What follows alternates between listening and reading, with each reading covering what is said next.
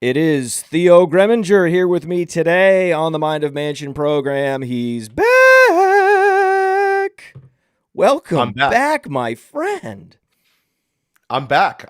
It feels like a Sonic Truth, but it's a Mind of Mansion. Yeah, why not? Why not? We got a lot to talk about, man. I keep hearing that June is the dead time. This is when a lot of fantasy analysts actually take a lot of time off in June. There's just there's a between now and the Scott Fish Bowl. There's a little pocket where you could get away, but I don't know how to do that.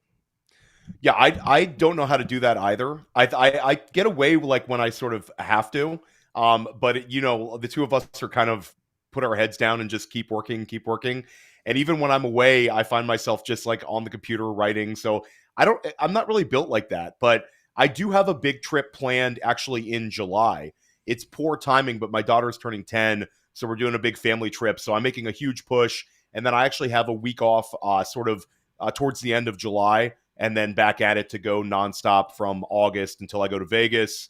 I draft in Vegas, and then I come back, and it's just the regular season. So there's no days off. I feel like maybe years ago there were, but Matt, the build-up process heading into the NFL draft is just so huge for us. That's like massive time for us content-wise.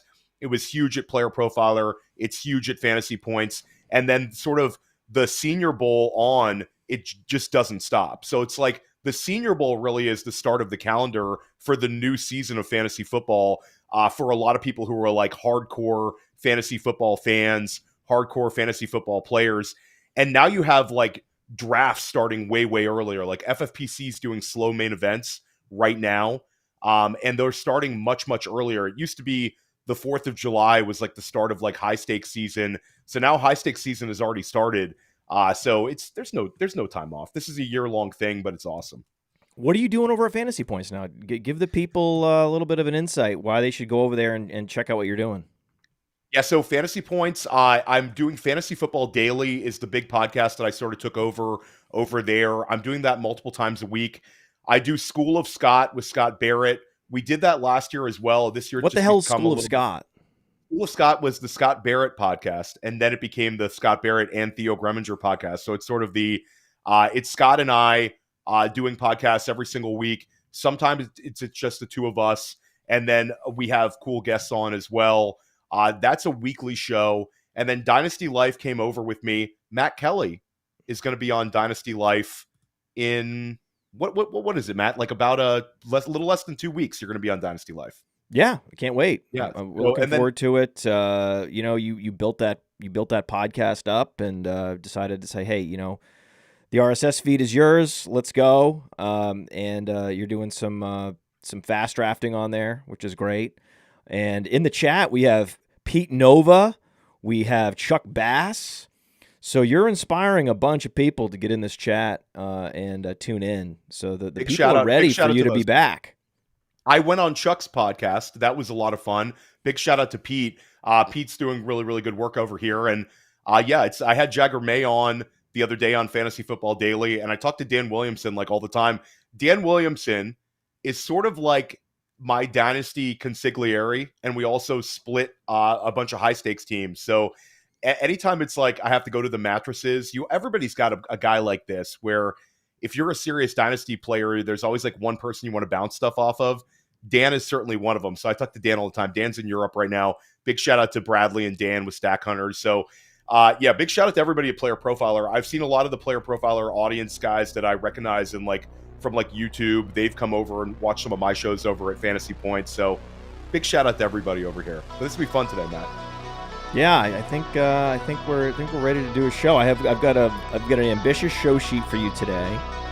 We're going to be talking about some offensive coordinators, and we always like to talk about the offensive coordinators here because I know that's something that we wait for the right analyst to actually get into this offensive coordinator talk because it's not my specialty, but it's something that you know a lot more about.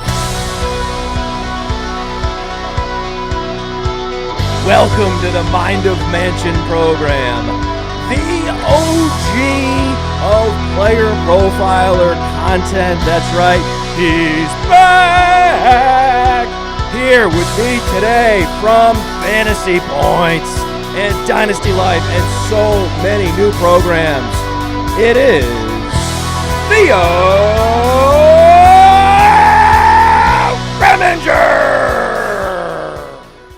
Back on Mind to Mansion. Back on Mind to Mansion. Gotta love it. And Matt, that's actually shocking to me because the whole like offensive coordinator is going to elevate a player is an anti Matt Kelly argument oftentimes, but I guess we're coming a little bit full circle. You're open-minded to it this year. Open-minded to it.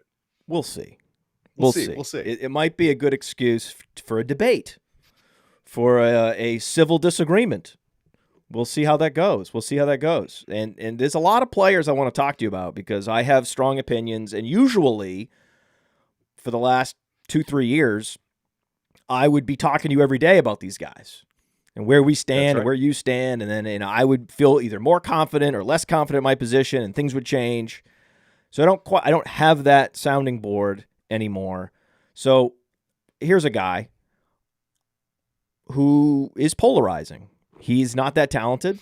Some people I have on don't like him, think he's a slug. Others are like, this guy could score 20 touchdowns and you can't fade him. And over the years, this is one of the examples where I have softened my stance, where yes, I understand a player is not the most talented. He's not the most dynamic. There is a cap on his ceiling. He's not going to be Christian McCaffrey ever. He's never going to put up 20-plus fantasy points per game. But he could go for 17, 18 if things break exactly right for him. And if that means you have to draft him at a particular ADP, then you have to draft him even if you don't love the talent. And that, again, that's a process. That's a years-long process to hold your nose and draft some of these players. You mentioned Dan Williamson in the pre-show, and that he's the type of guy where in these high-stakes leagues, he knows you just have to hold your nose and draft these guys, and you can't just make sexy pick after sexy pick. So I'm finally in on Brian Robinson. Finally. I think it's fine. I mean, I think Brian Robinson's he survived the offseason. I like Ja'Cory Krosky-Merritt. I know you've talked about him as well, but it's sort of still a big bet for JCM to make that huge leap. Austin Eckler is still there. He had about the same points per game as Brian Robinson, though, last year. That's sort of the anti-Robinson argument is he's scoring in somewhere like the 11-point per game range. And Matt, you talk about this guy could have a bunch of spike weeks. Like Brian Robinson, according to Player Profiler, didn't have a single top 10 weekly running back finish. So I think you just have to understand what you're getting with Brian Robinson. Brian Robinson, I think if you're structurally drafting a hero RB team in redraft, you can get by with Brian Robinson as your RB2, especially early on in the season, if you're sort of fading RB2. That's sort of what he is. I've taken him a few times when he's fallen. I've drafted him in some best ball leagues because I do think because of the quality of the Washington offense, he'll have some usable weeks. But banking on him to take a huge leap forward this year, I think is a little bit wishful thinking. I think that offense, the one X factor that could kind of really deter any of these Washington Commanders running backs from having a strong season is the argument that Deebo Samuel is going to be heavily involved. This was a team that sort of pushed wide receiver 2 to the side last year. It was a ton of Terry McLaurin. Obviously, Zach Ertz, they utilized a lot. And then they got about 11.5 points per game out of both running backs. Jaden Daniels is going to be top 2 in quarterback rushing yardage again this year. I think him versus Lamar Jackson is sort of a argument to be made. Which one of them is going to cross 900 yards?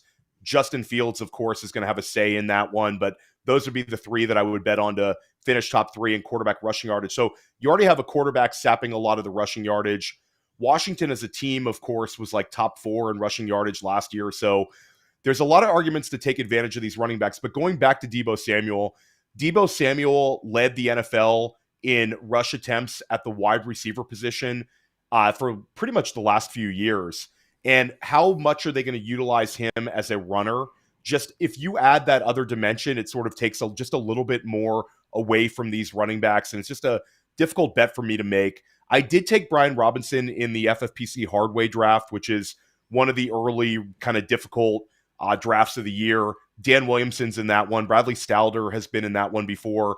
But Robinson fell just so much that it was sort of like I had to take him. And of course, I get a text from the practical conservative Dan Williamson who said I was going to take him if you didn't take him. So See? I've taken him a few times. So it's See? Brian Robinson, like, it's fine, but I wouldn't chase that ceiling outcome. I think he's more of a structural pick for redraft managers and okay pick in best ball where he's going. I think this is an offense that I want exposure to.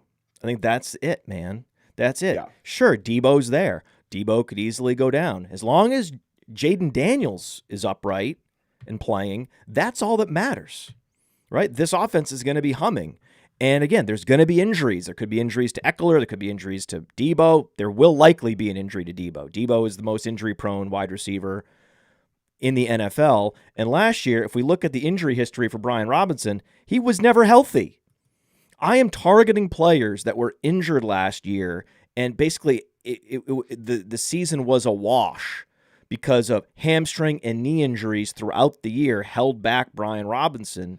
I can't believe I'm saying this. Like, I don't think this guy is super impressive, but I do know that he has the requisite skill set to be a primary back, to be the primary red zone back.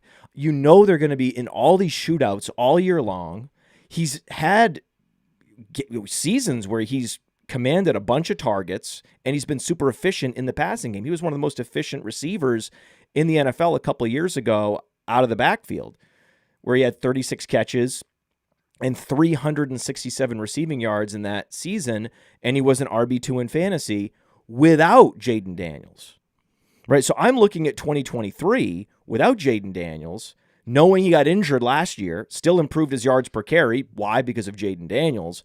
But he'll be even better with a healthy knee and hamstring this year, and Austin Eckler yet another year more ready for retirement. That's the argument. And if you want to condense it down even further, it's this guy could score 15 touchdowns. And that's a big deal. Yeah, I don't see many running backs that have that in their range of outcomes. Yeah, I mean, chasing the Washington offense is a really good argument. They averaged like almost 29 points per game last year. I believe they were the most improved offense in terms of points per game last year. The Cliff Kingsbury, Jaden Daniels showing up and getting things right. Jaden Daniels, I'm really, really high on. I think like all of your arguments, Matt, are sort of leading back to just draft Jaden Daniels, because Jaden Daniels, I think, could have an MVP season. Yeah. And instead of trying to make these bets on which Washington Commander should I take, I think like I'm maybe a little bit higher on Debo than you are. Even if he misses some time, I think that the weeks he's there are going to be very usable ones.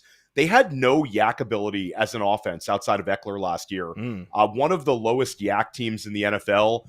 Debo has been really solid with his yak ability. Even last year, Debo was really good yak-wise in sort of a down year for him. Debo is also like, all the reports coming in from the beat reporters are Debo's really, really, like the team is really into Debo, and Debo's really invested in this new opportunity. Body-wise, he looks good. He looks a lot slimmer than he did last year. Debo, when he gets a little too thick, that's when I think he struggles a little bit. And you bring up the injuries. I think a lighter Debo has the ability to stay healthy a little bit better. But it all leads. Let's look at it. Let's look at this injury history. I mean, last year you talk about Tyreek Hill, right? He had the wrist injury, played through the wrist injury. Guess who else played through a wrist injury last year? Deebo Samuel. Why do you think he was dropping passes on the ground?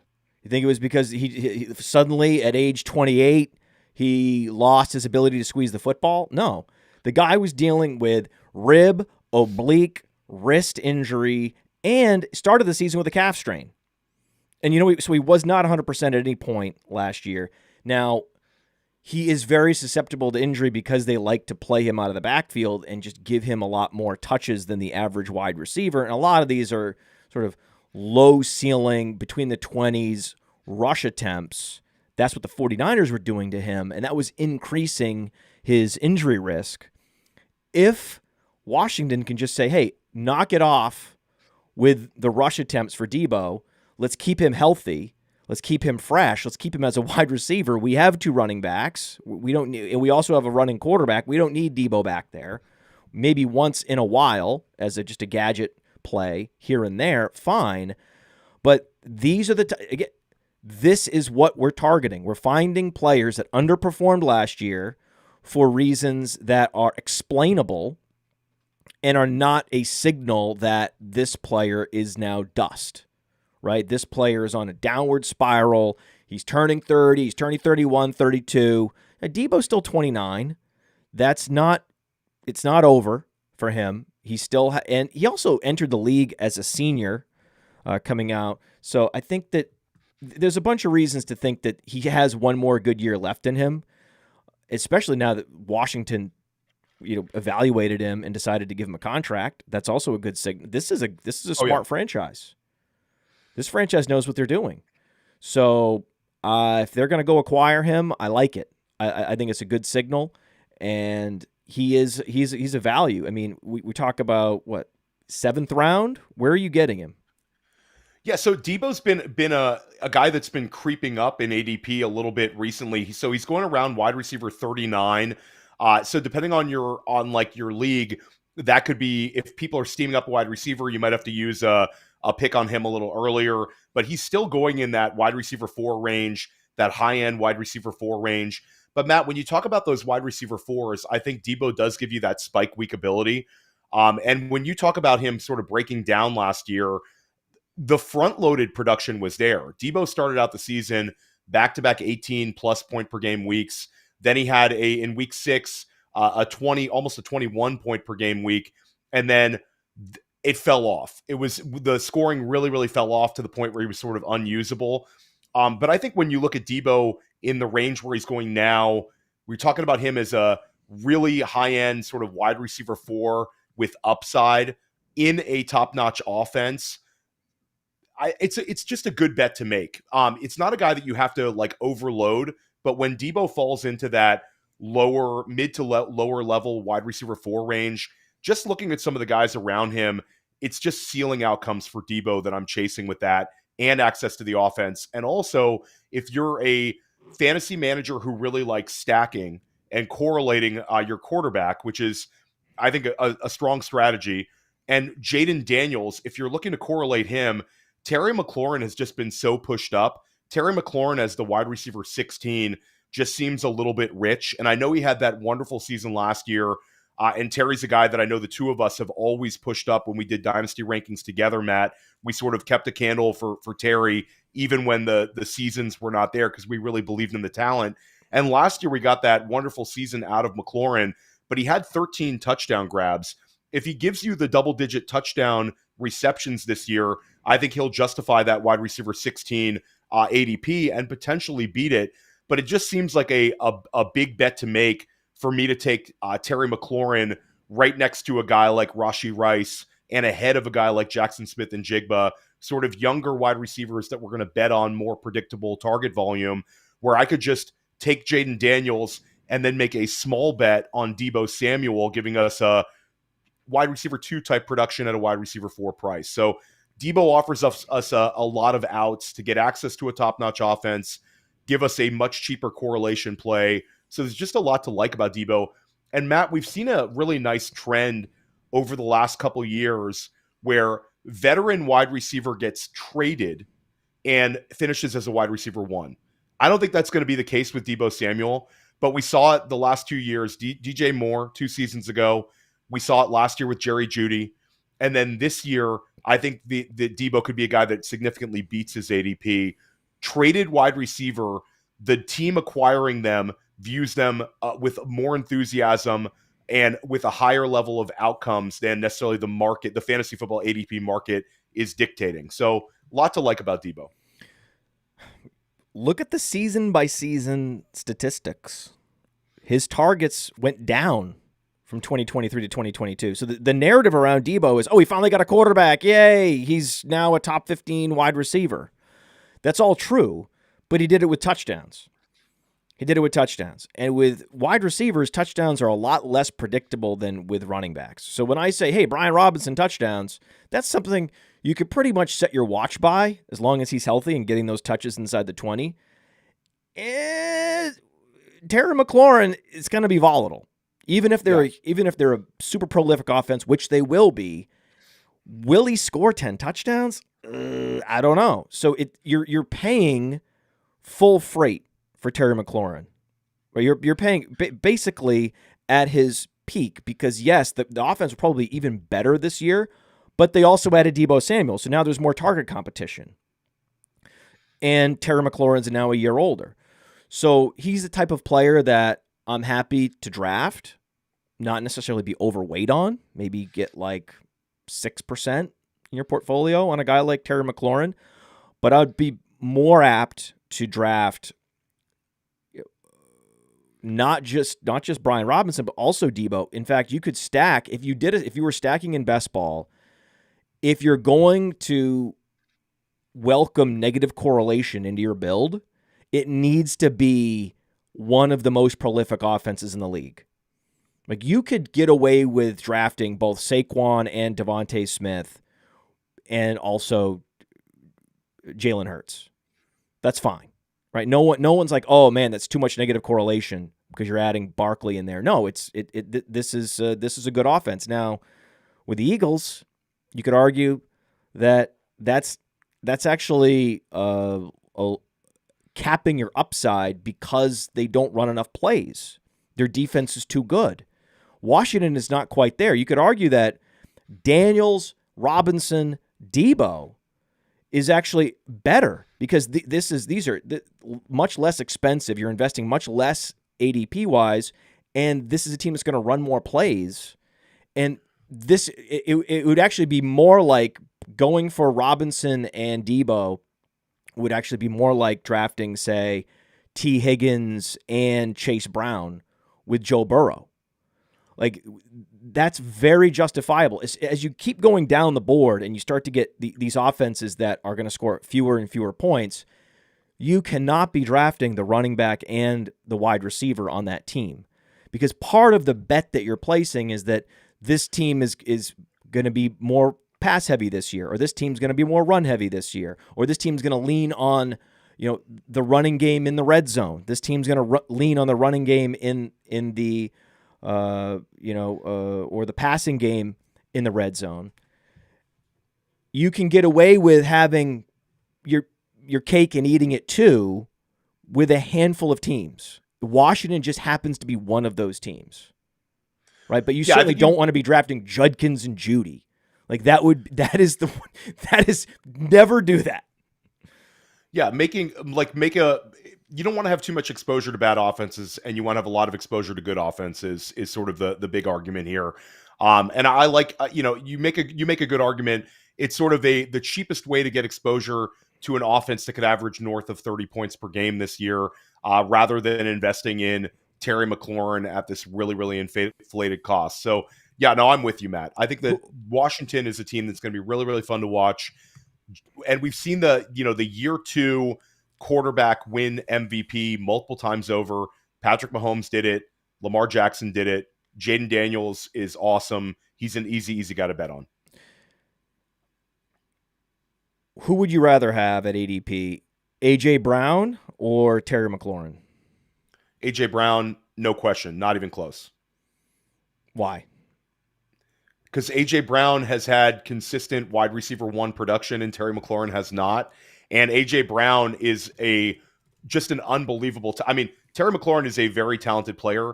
A.J. Brown is an unbelievably talented player. I think if you put A.J. Brown in some other situations on teams that were more pass happy, he would be in the mix to finish as the wide receiver one. A.J. Brown, analytically, if you're looking at things like target share, you're looking at things like air yard share, you're looking at things like first read rate. I mean, across the board, you could pull up the player page on A.J. Brown at Player Profiler. You could pull up fantasy points and look at A.J. Brown in the data suite. Like, this is a guy where he's towards the top of many, many wide receiver metrics. Also, Matt, he's just a weapon of mass destruction that's given us multiple huge spike weeks over the years. A.J. Brown is such an easy bet to make. He's not a guy that I'm like, I have to draft every single time. But when it comes down to it, AJ Brown over Terry McLaurin every day and twice on Sundays. Right, even at cost. Like you're Even when at you look cost. at your portfolio, you're going to have more AJ Brown. That's the bottom line. AJ Brown was number 1 in EPX, our explosive play rating on playerprofiler.com. And yeah, he has consecutive seasons with top 10 finishes at the wide receiver position, and he's been a wide receiver 1 in fantasy football in fantasy points per game for the last 3 years in spite of not even getting 100 targets. Right? The guy only played 13 games. The guy only had 67 catches, but because so many of these catches were explosive, we're talking about over 1,000 yards. Terry McLaurin is also very explosive, but he's not the type of player of A.J. Brown's caliber. A.J. Brown is better down the field. A.J. Brown's better after the catch. A.J. Brown's just better. He's just like Terry McLaurin, but better in every way. And just because the situation is run first in Philadelphia, A.J. Brown is still going to get there.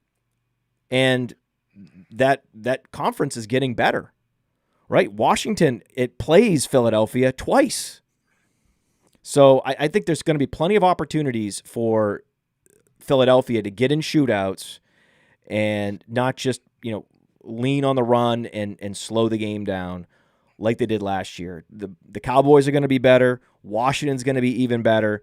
I think that this is just the NFC East is a conference, a division in a conference that you really want to get exposure to. Yeah, and games were just so easy for Philadelphia at times last year. Just natural regression, naturally playing in more close environments. That sort of is an argument for A.J. Brown. A.J. Brown, you're able to potentially get a Jamar Chase, A.J. Brown start in formats like the FFPC occasionally.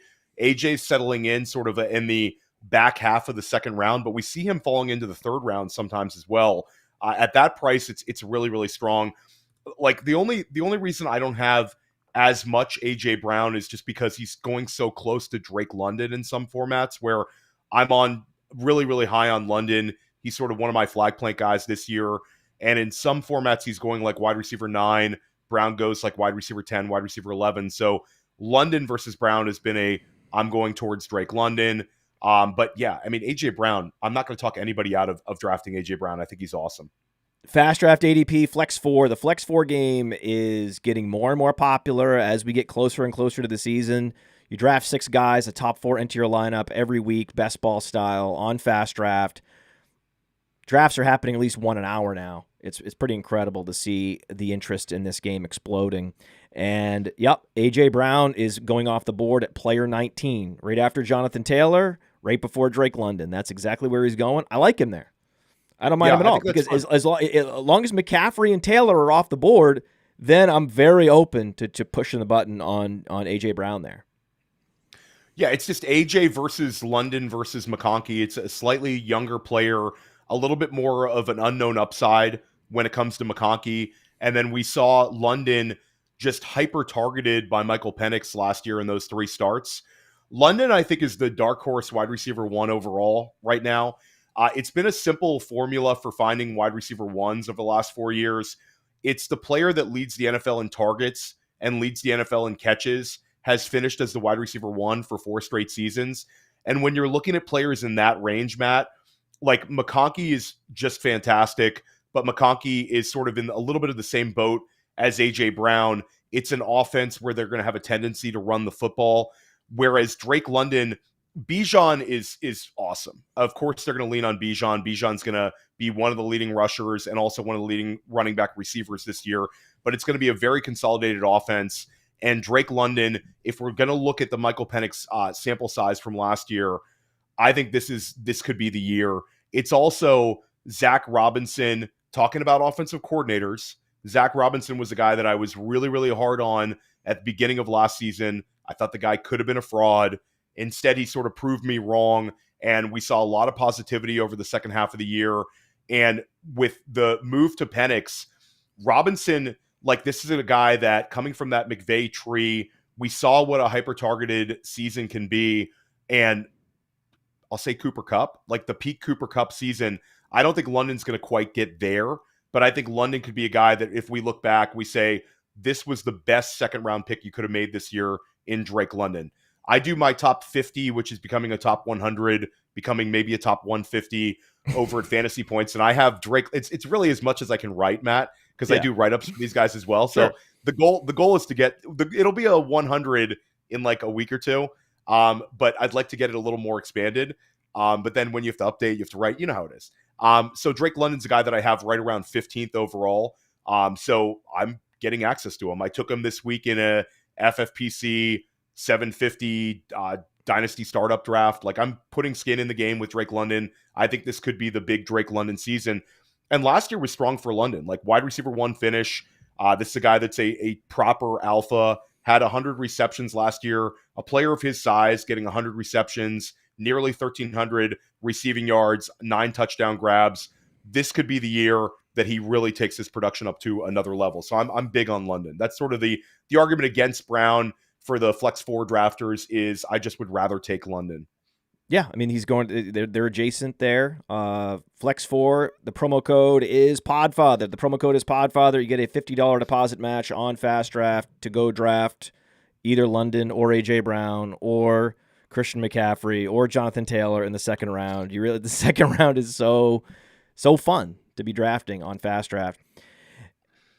Atlanta is interesting in that, so I did this big analysis, the top 10 players that suffered from injuries last year that are going to be in a better position to score fantasy points this year. McCaffrey being one of the obvious candidates, Jonathan Taylor being another one of those candidates. But in that video, it's up on YouTube, on the Player Profiler YouTube channel, I talked about Kirk Cousins. I couldn't not talk about Kirk Cousins because Kirk Cousins could land in Pittsburgh, and that's going to matter. That's going to matter for DK Metcalf. I mean, I know that you mentioned that wide receivers get traded and they go to teams that appreciate them. I don't know if that extends to DK Metcalf or not. I'm in on DK Metcalf, and I've sort of been like the pro positive DK Metcalf person, where most times where I podcast with somebody who's a smart person, they make the anti DK Metcalf, the Arthur Smith arguments. There's like fear and trepidation here, but when it comes to DK, it's an offense that's going to have to use him if they're going to be successful. You bring up the fact that, you think the NFC East is going to be a shootout division. How about the AFC North with Baltimore and Cincinnati just having these juggernaut offenses? Pittsburgh can do what they want to try to be this ground and pound type team. But at the end of the day, no matter who the quarterback is, they're going to have to take shots downfield. They had one of the highest play action rates last season as a team. And I think play action over the top to DK is going to be something we're going to see on a weekly basis. DK is also a guy that I think could be hyper utilized inside the red zone for this team. I just think DK is in a really good spot where we have the trend of traded wide receiver finishing as a wide receiver 1. I made this argument on School of Scott Barrett agreeing with you, having a lot of kind of trepidation when it comes to DK. And I used to make back in the, shout out to the Player Profiler audience and shout out to Billy Muzio, First Class Fantasy. Billy and I used to make these like bets with one another on our podcast. So I'm trying to do a couple of those with Scott this year. I have a bet with Scott that DK averages 15 points per game or more. So I'm making a big bet on him. Ooh. He's an easy bet to make right now. And at the end of the day, people will say, Theo, it's a cap target volume from Arthur Smith. We never see Arthur Smith wide receiver 1s get more than like 125 targets. We didn't see it with George Pickens. We didn't see it with Drake London. We didn't even see it with AJ Brown, who was notoriously underutilized in his time in Tennessee as a target hog. But I just don't think Pittsburgh has the horses and the makeup to not use DK, especially, Matt, considering the amount of money they gave DK this offseason. Yeah. Just an absurd amount. So they're paying him alpha elite wide receiver money. We have a really strong hit rate for Mike Tomlin wide receiver 1s. So it's sort of does the rubber meet the road where the head coach might have a little conversation with the offensive coordinator and say, I know this is what you like to do, but we've got to use this guy. This is the bread and butter. 4 years, $132 million. And look at all the guaranteed money they gave DK, Matt. $60 million guaranteed. Wow. Must be nice. To just roll out of bed, play football, not put in any extra work, and then get the $60 million guaranteed. Yeah, Must and be you've been nice. always you've been a little bit negative on DK because you're not a fan of the diet. You like a healthy, balanced diet for the athletes you're backing. DK is certainly not that. Uh, the diet tendencies are interesting. Maybe that changes as he gets a little bit into his late 20s. Maybe that cleans up a little bit. That's another little X factor for you, Matt. Well, it's not just the narrative around the fact that he, Uber eats candy. That's his diet. That's his Only diet. that's just is a candy only diet, which is interesting. Uh, it's also the year over year decline in the air yards and the efficiency. It's the fact that this offense doesn't have a quarterback and is heading in the wrong direction, and there's not a lot of touchdown equity there. But in the fourth quarter, when they're playing the Bengals, they're going to be airing it out to DK Metcalf, and he does have the opportunity to score on big plays. He is limited, though, right? So it's when the tape guys, when their claims align with player profilers' advanced metrics, that's when I get concerned, right? So I'll listen to the tape guys, and they'll talk about how DK Metcalf has terrible footwork. He's so limited. His route inventory, it has like 2 routes he can do, right? He can run the drag and the fade, and then that's it. So there's no nuance to his game and all these things. And I'm like, yeah, whatever.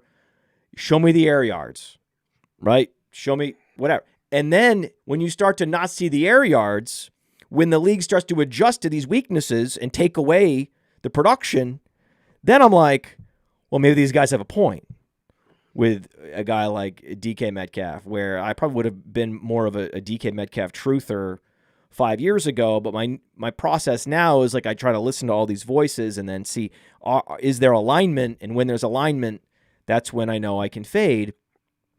The thing is, DK Metcalf's ADP is not where it could be, right? You could, imagining him post George Pickens trade, ADP spiking. It didn't happen, right? I was expecting him to go up at least a round, right? A round earlier. No, I was like, the law of the conservation of targets. I mean, you may not think he's an impressive technical wide receiver, but in the situation that he's in, like you laid out, he's going to score a bunch of fantasy points, especially in the fourth quarter, especially in garbage time. I mean, isn't this what, if he eats garbage, doesn't it make sense that he would put up garbage time production? He might be the king of garbage time this year. Yeah, it's just a cheap bet to make relative to what DK could give you. And Matt, like we see the best ball effect in drafts and early ADP, where best ball drafters are the ones who kind of draft first, and then these players get sort of pushed down. But now that we're seeing more managed redraft leagues and some of this high stakes ADP, DK's settling in around wide receiver 25 land. So he's going adjacent in main events. He's going adjacent to guys like Devonta Smith and Travis Hunter. Sort of those two guys are sort of the very, very talented wide receiver 2s in their offense. DK, the unquestioned wide receiver 1. When we look at the target competition in Pittsburgh, you're talking about guys like Calvin Austin. You're talking about guys like Roman Wilson. They're just not a threat to an alpha profile wide receiver like DK. And this is, people who watched the two of us podcast together a lot at Player Profiler. This is an unusual thing for me to be bullish on DK Metcalf. There's been plenty of Sonic Truce 2 years ago where I talked about DK Metcalf as a guy that we should be fading, we should be trading away. Jackson Smith and Jigba is going to kind of take over as the wide receiver 1 there. But if you look at DK, he got away from JSN this offseason, gets on a new team that's paying him a fortune. Then they immediately trade away the wide receiver who would be the threat to sort of overlapping usage. So everything sort of ran really, really pure for DK Metcalf there. I think Pittsburgh as an organization just has really bought into him and views him as an elite talent. And they're showing us with the amount of money they paid him. So I just think that things are kind of falling in line for him. He's only 27 years old. We go back to 2022. 2022 was a year where he had a 90 catch season. I don't know if he'll quite get there again. Arthur Smith, the limitations, I think they want to run the football. But I think when I'm asking DK Metcalf to sort of beat this 5-6 turn ADP, I think he can absolutely do that. So the high stakes market a little bit higher than the best ball market, and I think that's a reflection of there's no one to correlate. Like there's no quarterback. You're not drafting a Pittsburgh quarterback right now. Potentially there's some kind of like cagey best ball drafter who's taking some shots on some Aaron Rodgers, Kirk Cousins, DK Metcalf type stacks in order to get access to like a large field, not heavily rostered correlation play. But those people don't really exist that much. So you're sort of taking a naked DK Metcalf. And so in best ball, his ADP gets pushed down. But now you're seeing the high stakes drafter coming in saying, I want to take these wide receiver ones with an affordable price tag, and DK is certainly one of them. That's right. Yeah, there's really only one way to do it is a naked DK Metcalf, because you can't take DK Metcalf and Freiermuth. No, because then there's negative correlation without the quarterback. You can't have that. So you want naked DK Metcalf. You want naked DK Metcalf. That's what you want. Naked.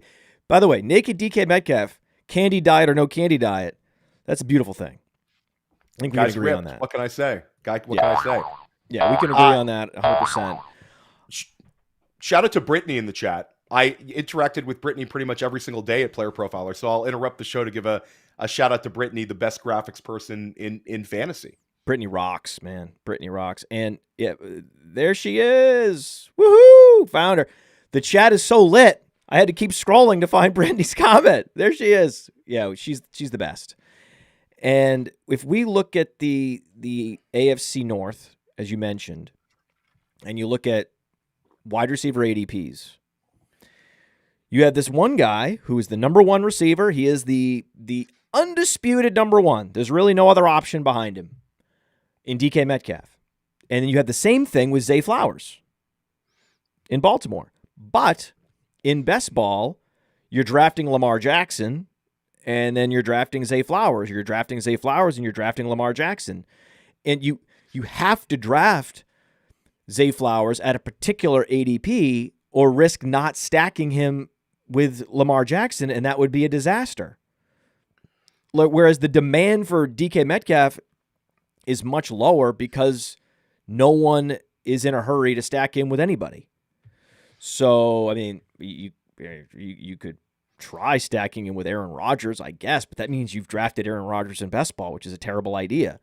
So I think there's this perception that you're lacking weekly ceiling as a Steelers wide receiver, and weekly ceiling is much more emphasized in best ball. And then you're also lacking a stacking component, a stacking partner in best ball. And so these things depress an ADP.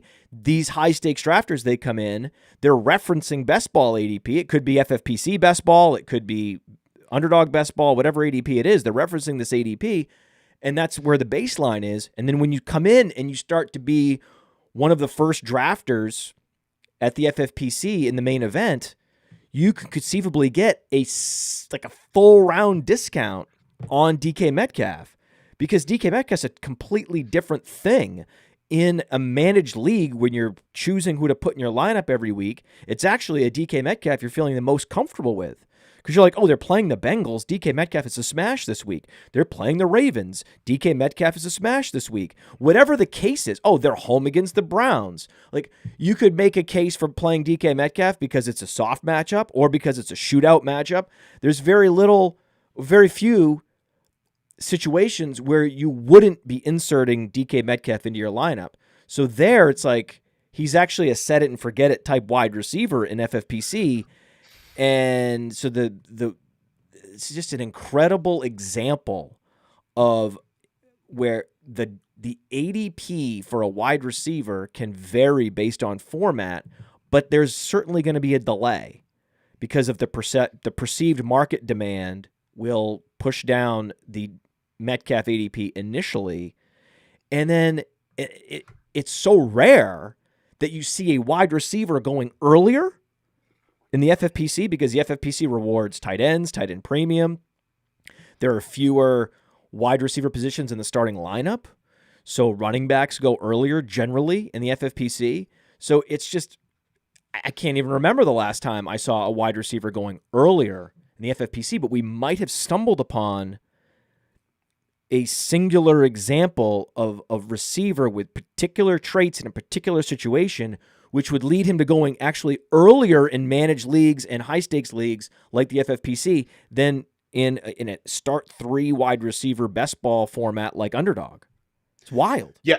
Yeah. And also like the best ball effect on ADP is something that I think years from now we'll go back and we'll be able to kind of like pigeonhole the weaknesses and the strengths. I think the strengths of it is we get a ton of skin in the game, giving us the ADP market earlier and earlier. So that helps us a lot. But now you have all these other factors like correlation, stacking. And Matt, you also have DK suffering from the game week stacking, where a lot of people, when the NFL schedule comes out, immediately people start ranking the week 17 games. I'm sure Dan and Bradley on Stack Hunters are going to talk about it. I know we have at Fantasy Points our favorite week 17 matchups, which game, the game week correlation. And DK Metcalf suffers from that as well, because if DK was playing against like Cincinnati this year, you'd see a bunch of Joe Burrow, Jamar Chase, DK Metcalf teams, and that would be one that would be really fun to chase. Instead, he gets the Cleveland Browns in week 17. So there's no week 17 correlation as well. So really an interesting phenomenon.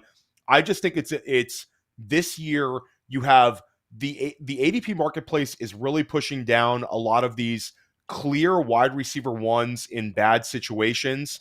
And I think sometimes we get big ADP wins from these sort of players in quote unquote bad offenses with bad quarterback situations, because at the end of the day, they're going to be hyper targeted and they have a lack of target competition. There's several players like this. I think DK Metcalf, to an extent, a Jerry Jeudy. If he's healthy, I think a Chris Olave could return value finally. They're just cheap bets to make, and they have clear defined roles. I mean, look on Fast Draft. Look at the Flex 4 game. DK Metcalf's going behind Khalil Shakir. So that's the stacking effect completely. We would not want to bet on, like, betting on. So there's no stacking in Flex 4. You just draft any position player. This is a great example. Godwin, Shakir, where the week 17 effect and the stacking effect, where the marketplace of ADPs is influencing a format like Flex 4 inefficiently and pushing down a player like DK Metcalf, who is on an island by himself. And that's really all you care about in Flex 4 is what is this guy going to produce in and of himself. So to me, I can't believe I'm here where I'm like, I'm not a DK Metcalf fan, but if they're going to trade George Pickens and that's not going to affect his ADP, and the best ballers fading him is going to have these reverberating effects on other formats, you eventually have to say, hey, I just need to exploit this and go win money on Fast Draft, go win money in other formats. Again, the promo code is Podfather on Fast Draft. I get DK Metcalf going at player 55. Yeah, I mean that's what? It's a strong value this year. So I'm in on DK. This is probably the first year I've sort of been in on DK.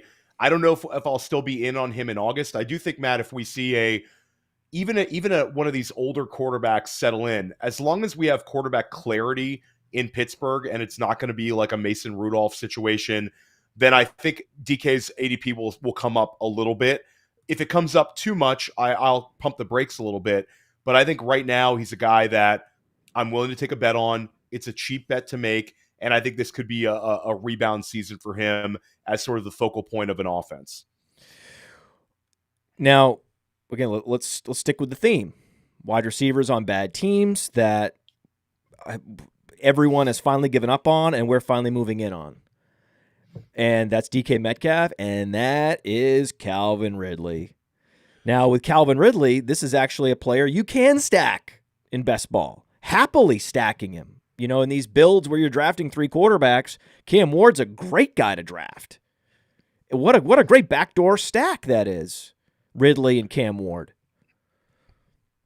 Yeah, Cam Ward is a guy that I'm really betting on. And really rooting for, Matt. It's not necessarily, I should say, rooting for more so than betting on. I think Cam Ward is going to be better than the sort of the dynasty marketplace put on him. He sounds like he's just this intense work ethic guy, a very boring off the field guy. You don't hear any reports about what Cam Ward is doing in the offseason. Like Cam Ward is on this vacation spot. Look at Cam Ward at this restaurant. Look at Cam Ward coming out of this very popular club. You don't hear any of that because all the guy does is football.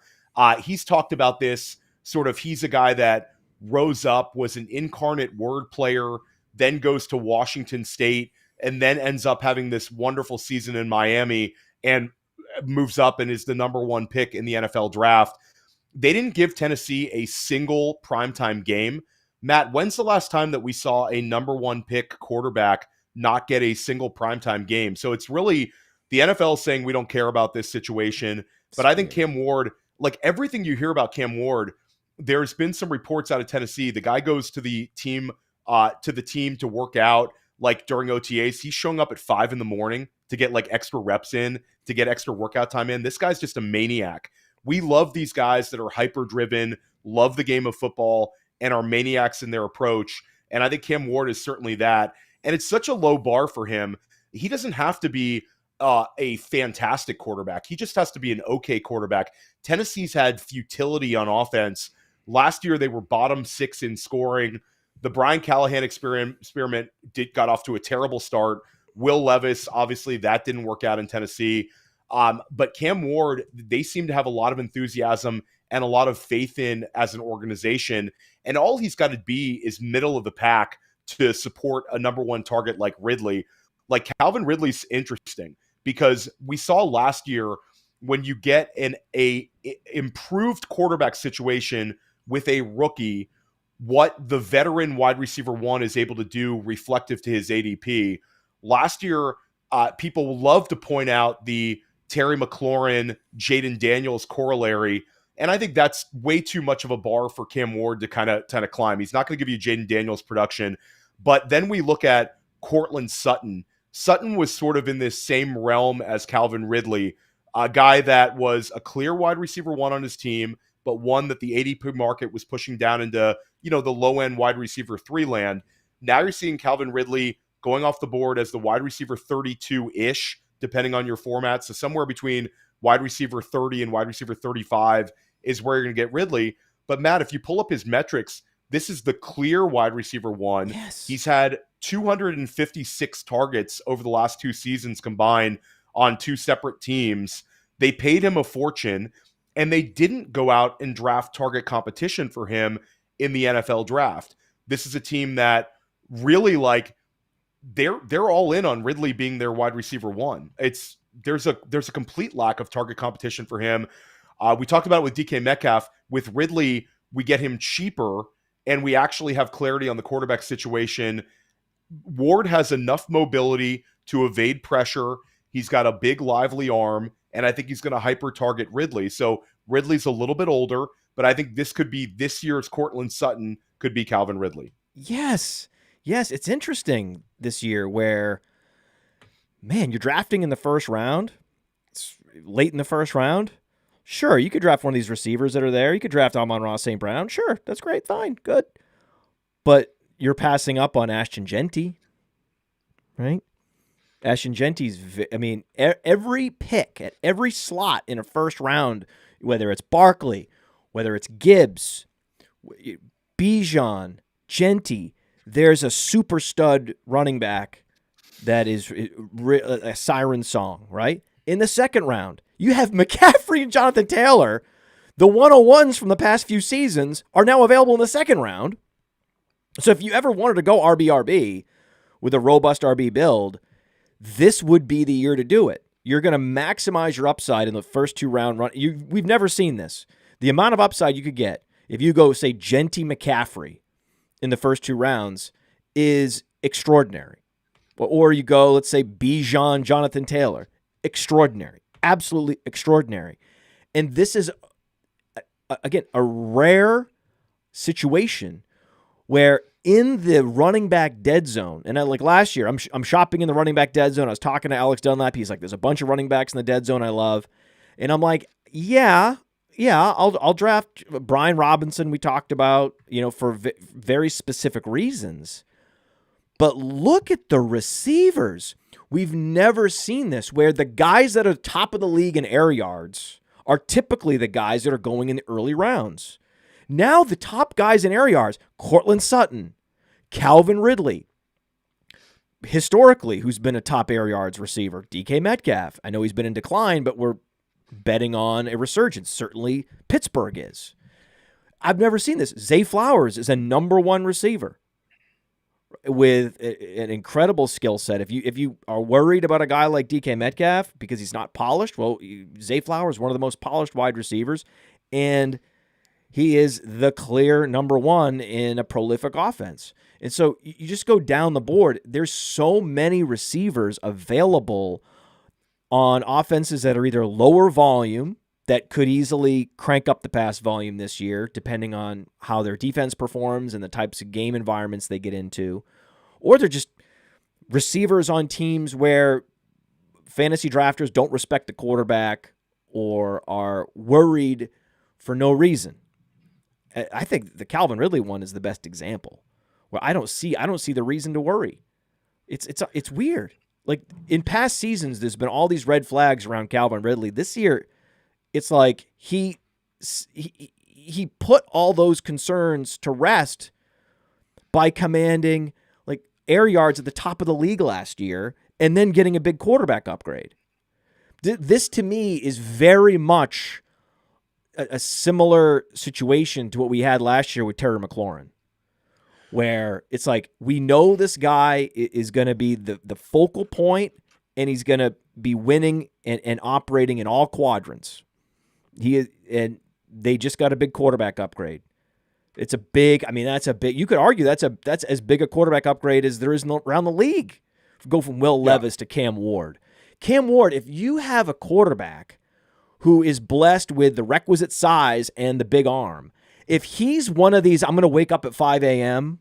and I'm going to put my everything into this, watching film and working out and just developing myself, and I'm not going to be a social media star. I have no interest.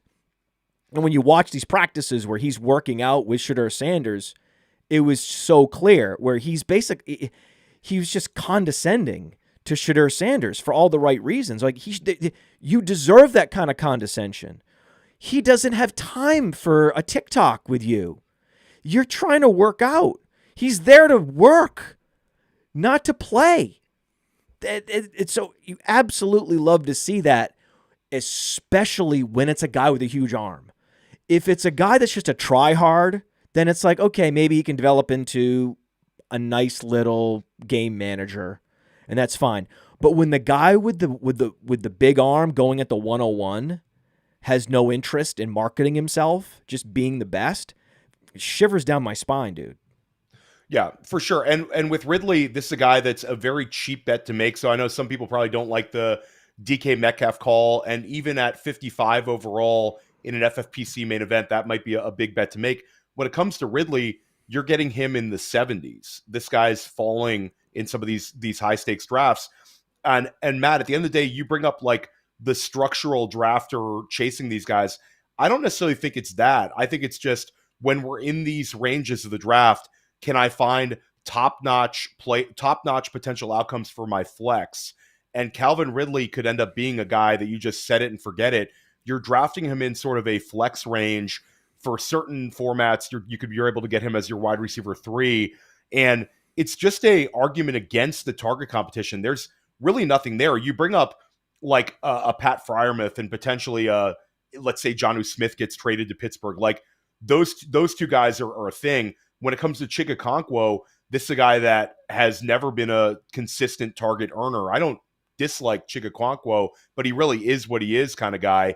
Really, the target competition for Ridley are the running backs out of the backfield. How much do they want to utilize Pollard and Spears?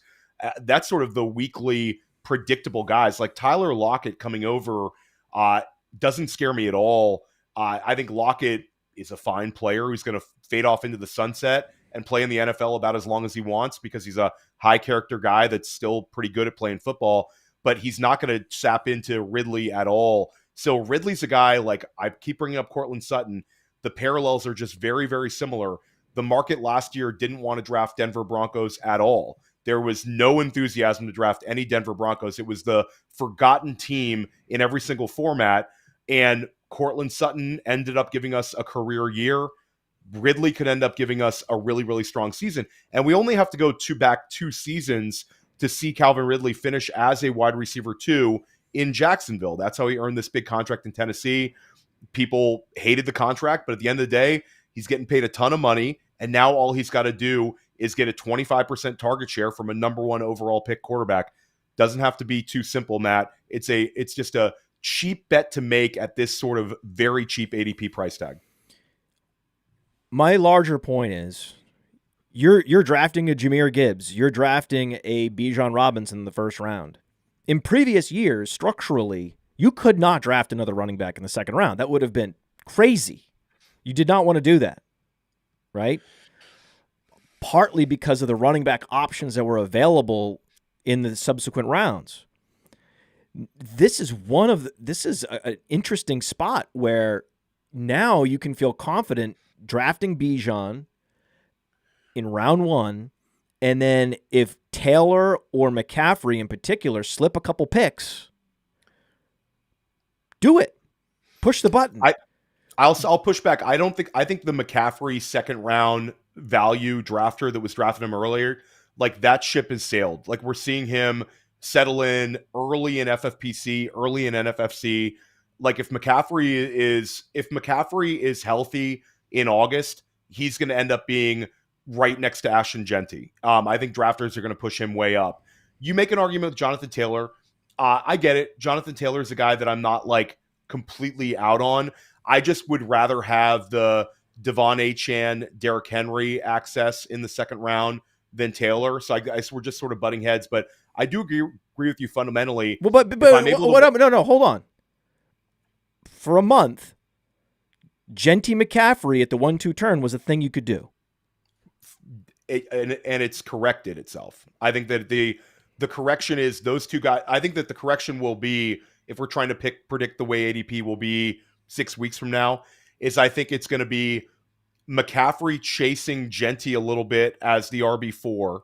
And I think, but McCaffrey will have a wider gap between him and RB5 than we saw. I think Achane and Derrick Henry are both going to be guys that sort of settle in when we're looking at like the FFPC main events later in the summer. I think both of those guys will be sort of right in that 14, 15, maybe like not necessarily the turn because of the Trey McBride's obviously going to go inside of there. So I think your second round running backs that are going to be people most enthusiastic about are going to be Derrick Henry and Devon Achane. Taylor's an interesting one, Matt, because he basically, if you got to the fantasy playoffs with Jonathan Taylor last year, he was just so good down the stretch, was just unbelievable down the stretch. But he doesn't give us the potential ceiling season that Derrick Henry does because the quality of the offense in Indianapolis. And he doesn't give us any sort of receiving profile that a guy like Devon Achane has. So for me, he's just behind those guys. But Taylor's fine. If you want to make an argument for Taylor, we know he's going to get predictable weekly volume. We've seen him score a ton of fantasy points to end last season. It's sort of just splitting hairs for the running backs we're targeting. I don't disagree with you fundamentally that you could have a running back start. You could end up with an Ashton Genty, Derrick Henry potential start. Yeah, that's what I'm saying. That's scary. Absolutely scary. It's scary. Sure. This is the thing you can do with a level of confidence because of the receivers and where they are. When have you seen the majority of the top 5 air yards receivers going around ADP 50 on average? Yeah. It's not you've never seen it. I'm just saying this is a thing that was exploitable for months. It is in the midst of correcting and in many formats has already corrected. But, for example, it's still something you do on Fast Draft. You can still absolutely start Genty McCaffrey on Fast Draft Flex 4 today. You could go do that on the Fast Draft app. So that is an example where that is still 100% in play. And I'm not going to fade Derrick Henry. The last thing I'm going to do is sit here and No, fade can't do Derrick it. Henry. That's not a thing I do. No, thank you. No, that's not. No, by all means, draft Derrick Henry. However, if you're drafting Achane over Henry and Jonathan Taylor, I think that's a mistake. I think that the risk is not worth the reward there. I think there's plenty of reward with Taylor, 20 fantasy points per game in that offense, even more for Henry. I don't see it with Achane because I am expecting this Miami Dolphins offense to implode. This is a fair argument with the Miami Dolphins offense, but we did see last year in games that Tua Tagovailoa started, Devon Achane averaged 22.3 points per game. So we've seen a really strong sample size of him scoring well in the games that Tua's on the field. And Matt, Devon Achane led the NFL in receptions at the running back position. Miami got into this sort of get the ball quickly out of Tua's hands, get it to Devon Achane. We saw Jonnu Smith really benefit from this offensive change. And at the end of the day, Devon Achane is a guy that has incredible home run hitting ability. We saw it in his first year in the league. I just think when it comes down to it, having question marks about the Miami offense is fine, but you don't want to really overthink Devon Achane. Him taking that next step forward as a receiver last year, that was something massive because the two of us were, listen, let's be honest, not to flag plant, our success podcasting together on Sonic Truth over the years, but we basically told the world to go get Devon Achane the week before he had his blow-up games in year one. We have receipts on that one. I'm sure we gained, at the time, a lot of Dynasty subscribers at Player Profiler because of that call. And we were on Team Devon Achane collectively together heading into the draft season where there was all those question marks about his weight. We were always on Team Devon Achane. We had him ahead of Kendre Miller. That was controversial at the time. Now it's laughable. I can't believe Miller. That. I mean, it's laughable. I have receipts of podcasts I would go on where I would get in arguments with people and they would try to belittle me for my Devon Achane enthusiasm because he was so light. So I'm never going to fade Devon Achane. I just think Devon Achane at the end of the day is still what he is. Have we seen a full, complete season out of Devon Achane where could he end up being more efficient as a runner like we saw in year one, combined with this ascension as a receiver in year two? And also, Matt, when we start talking about it, when we're drafting in some of these formats like the FFPC, formats like the NFFC, big best ball tournaments, we're chasing these guys that can put up immense spike weeks for a 3-week run. Devon Achane is that exact kind of player. So I don't want to fade a running back heading into year three who's already shown me that he can be one of the most efficient yards per carry guys ever as a rookie, then a guy who becomes the leading receiver among all running backs in year two, despite having quarterback injuries throughout the year. So Devon Achane to me has so many outs to deliver this year. I would not go about fading him. So I would not go about fading him. The type of running back to be continued that I am trying to draft in the second round has both the high ceiling and the high floor. Guy, I want to have seen it before, and with Henry and Taylor, and we're talking about former RB1s in fantasy, 101 picks in fantasy. These are guys that have won all the money in best ball last year. Jonathan Taylor with spike weeks, or just every week giving you 20 points, whatever it is, they've done it. They've done it all. They've done it. We've seen flashes and potential and what-if scenarios for a handful of running backs, one of them being Chase Brown, right? And I'm in. I'm all about that ceiling outcome with Chase Brown. I want it. I want it bad. That's, to me, a third-round pick. That's once these other guys that are proven elite performers are off the board, then we can, that to me is when we start having conversations about Achane and Brown and those players. But I just think at this time, the Achane ADP is just in the wrong tier. If you wanted to put him on top of the other tier, of the next tier, I would be cool with that. I just fundamentally, there is a type of profile that I think justifiably slots in ahead of the profiles like HN, where it's still a projection.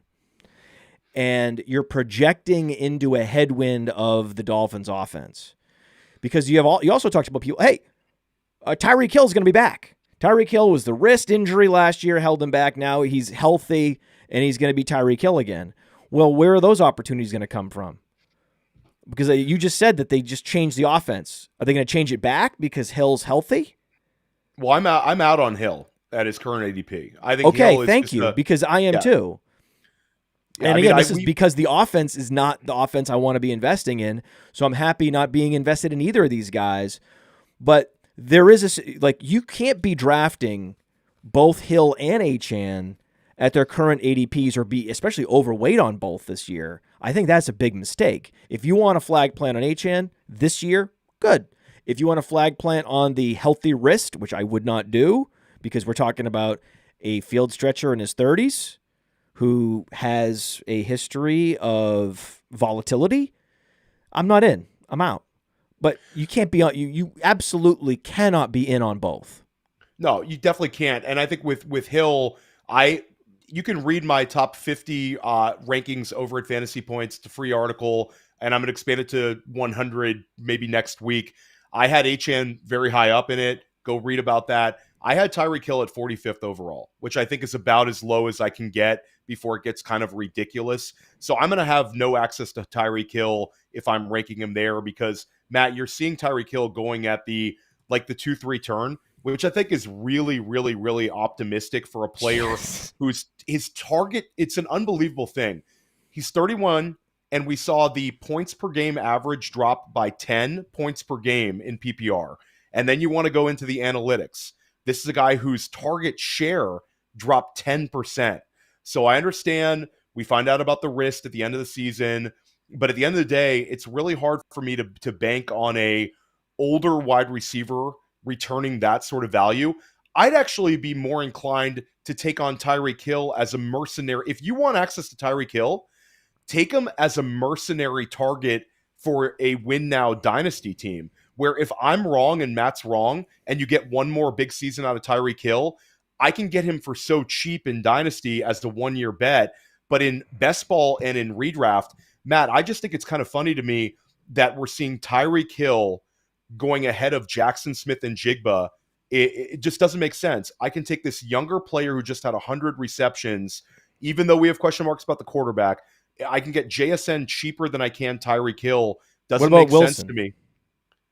Garrett Wilson, I would take over Tyreek Hill as well. I mean, I understand that there's question marks about the running game. Yeah, but again, easily. And if I want to draft an old wide receiver, I can get Devontae Adams, who was 17 points per game last year on 2 bottom 8 offenses. He was 17 points per game. Now he's in a Sean McVay offense where this could be a hyper-targeted situation where he's going to be seeing beneficial coverages because of the attention teams put on Puka Nacua. Devontae Adams is cheaper than Tyreek Hill as well. So it's the opportunity cost of Tyreek Hill in redraft and best ball is just way too prohibitive for me to take him. I have multiple options around him that I'd rather have. And I like Devon Achane if I'm going to bet on a Miami Dolphin at a high ADP. So there you go. The only Dolphin I want any exposure to is Waddle. And which is fine. That's just a flare, shooting a flare in the sky, hoping for someone to rescue his career, and then I have him for the career rescue season. The Jets are being comped to the Lions regularly, even though one has Justin Fields and one has Jared Goff, so they have the polar opposite quarterbacks, but still. Right, I understand that they have basically a more explosive version of Amon-Ra St. Brown and Garrett Wilson. They've got a Breece Hall, which is like a bigger version of Jahmyr Gibbs. I understand it. Braylon Allen is a younger version of David Montgomery. What do you make of this? This comparison between these two teams. It's the Tanner Engstrand effect where the new offensive coordinator is coming from the Detroit system. I think it's interesting because we think of like the Ben Johnson offense as being very, very balanced, but last year it was very, very run heavy. Pulling up the exact number, Matt, I believe that Detroit they ran the ball like 46% of the time. They were way up there. So you're talking about a team that uh, was top 8, I think, in run percentage last year, maybe even a little bit higher. Tanner Engstrand's going to attempt to run the ball a lot. This team is built for that. It's Justin Fields at quarterback. It's a lot of RPOs I think we're going to see there. I think that they're going to be the parallels between Engstrand and Ben Johnson is, I think, the aggressiveness. And that should get us excited as fantasy managers, where you're going to have an offensive coordinator that's really going for it. I think when you look at Engstrand being brought over with Aaron Glenn, it's a guy he has familiarity with, and it's sort of an inspired coordinator hire because it's a guy who's never been an offensive coordinator in the league. I think Aaron Glenn could have made a really soft type hire and hired some guy who's had OC experience, not a guy we get. There's so many guys out there that would have taken that job and said, okay, XYZ OC who was fired last year or the year before, let's bring him in here. Look at him. He's got 4 or 5 years experience as an offensive coordinator. Instead, he gets Engstrand. So I think it's interesting. It's going to be an offense that I think is going to be pretty predictable. I think Justin Fields has been a guy that, whether you like him or not, just need to pull up fantasy points, player profile, or whatever site you want to look at, and you're going to see just how efficient he's been as a runner throughout his whole career. That will translate no matter where he's starting. And then it's going to be Garrett Wilson being hyper-targeted. Even if it's a offense that's very run-heavy, Wilson, just through the sheer number of targets and the target share, I don't think Wilson's a guy who's going to go and win you your league, but I think he's a perfectly fine value at his current ADP. He's just been one of the league's better target earners over the last few years. So sort of put him as I'm sort of neutral. I'm in on Garrett Wilson at cost. And then we get to the running back situation where Aaron Glenn's talked about how he wants to use all 3 backs. And we've seen some positive buzz on Braylon Allen lately. But at the end of the day, is that to put pressure on Breece Hall? Is that to get the most out of Breece Hall? Breece Hall is so cheap right now, Matt. I'm not a guy who wanted to walk in and make a pro Breece Hall argument. But when we start seeing Breece Hall in the 4th round, I'm willing to take some shots on that. Yeah. Because at the end of the day, this has been a guy that's never averaged fewer than 15 points per game in any season of his career. And when you look at the target competition, they're going to have to use Breece Hall as a receiver out of the backfield. So you bring up the Gibbs role, you bring up the Montgomery role.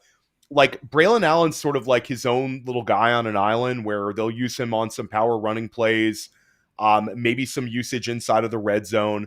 But at the end of the day, if this offense is going to be a team that we believe has a middle of the road NFL scoring offense, it's going to have to be because Breece Hall had a decent season. So for me, Hall's been just so beat up that it's time to take some shots. 4th round Breece Hall, I'm willing to pull the trigger. Yes. And I'm happy that we don't have to push him way up. So I guess I'm a Breece Hall guy right now. Yeah, I think you want to leave your draft with a jet. If you don't get Wilson, get Breece Hall. If you don't get Breece Hall, get Braylon Allen. Just get one of these guys, and they all have big time outs. Even Braylon Allen. I mean, if there's an injury to Breece Hall, it's going to be on. And you could argue there's going to be some standalone value there. There's going to be some standalone David Montgomery type value in a super run heavy offense, and Garrett Wilson is going to eat no matter what. We know that. So everything is or get Justin Fields. You can draft Justin Fields. There's a whole bunch of ways you can just make sure you get exposure to the Jets. And it's one of my favorite things is, I live in this New York metro area, and every year there's some reason for Jets fans to be excited. There's some Aaron Rodgers hope. There's Zach Wilson. There's something that they're pumped up. And I have to kind of be kind to these Jets fans, right? And just be like, hey, so here's what I think is going to happen. This is just my opinion, man. But this is what I think is going to happen. I don't think you're going to be happy with Aaron Rodgers. I think he's going to play slow. I don't think the defense is that impressive. I don't think the offensive line's ready to, be a top 10 offensive line anytime soon. And then when you add all these things up, you're looking at another losing season. I'm sorry. I'm not sorry, but this is the medicine that you need to take as a Jets fan. And the Jets fans, as you know, because where you live in Long Island, they don't want Long Island. On Long Island. You can't On say in. You got to say on. on Lo- on Long Island. You live on Long Island, and you know that they are one of the most delusional fan bases ever. However, this year I have the pleasure of actually consoling these people and giving them something positive to look forward to. For whatever reason, because Justin Fields is this washed out quarterback on his third destination in just a handful of years, they're feeling like, no, this is the transition bottoming out season. This is the coming to Jesus season. This is the season where we are finally going to get real and maybe embrace a tank season, something like that. It's like, oh, wow, this is really nice. I can have a grounded conversation with Jets fans finally. And I actually find myself for the first time ever being more bullish on the Jets offense than Jets fans. Yeah, and they drafted Armand Membu in the first round, which was just a huge pickup for them. Yes. It's been a team where the offensive line could be very, very, very improved. Membu's awesome, and I think that he could make a big, big impact. What's interesting is I saw somebody in the chat saying, talking about Justin Fields throwing to running backs.